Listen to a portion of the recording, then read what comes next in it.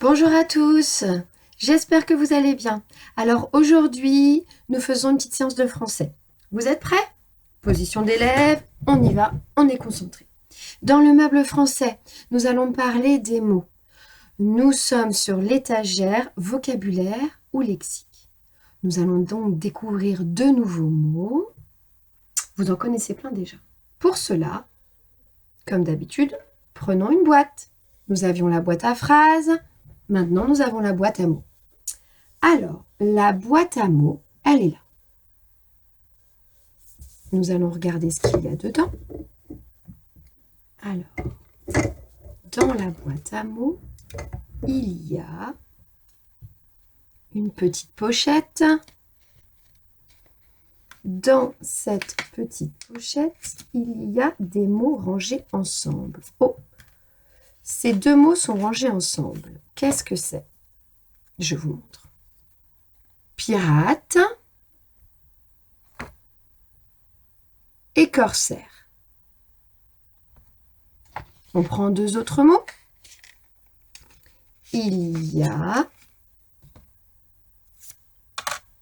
les mots souper et dîner.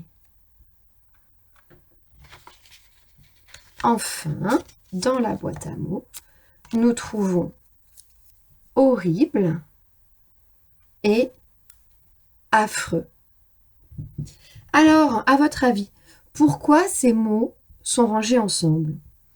Un pirate, un corsaire. Ah ben oui, vous avez trouvé? C'est la même chose, un petit peu. Ça se ressemble. Oh, horrible et affreux. Oh, j'ai lu une histoire horrible. Cette histoire était affreuse. C'est un mot, ce sont des mots qui veulent dire un petit peu la même chose. Ce soir, nous allons souper. Ou ce soir, nous allons dîner. Pareil, ce sont des mots qui veulent dire la même chose. Alors, aujourd'hui, nous découvrons donc les mots que nous pouvons ranger ensemble, car ils veulent dire la même chose ou presque la même chose. Bon, il y a des nuances quand même, hein. Si jamais je vous dis les enfants aiment manger des glaces et les enfants aiment dévorer des petits pois, on n'aurait pas fait dans l'autre sens. Les enfants aiment dévorer des glaces et les enfants aiment manger les petits pois. Donc, ces mots, ils veulent dire la même chose, mais il y a des petites nuances. Ces petites nuances sont importantes quand on parle, quand on lit, quand on écrit, parce que vraiment, choisir le mot, c'est coller à ce qu'on veut dire exactement.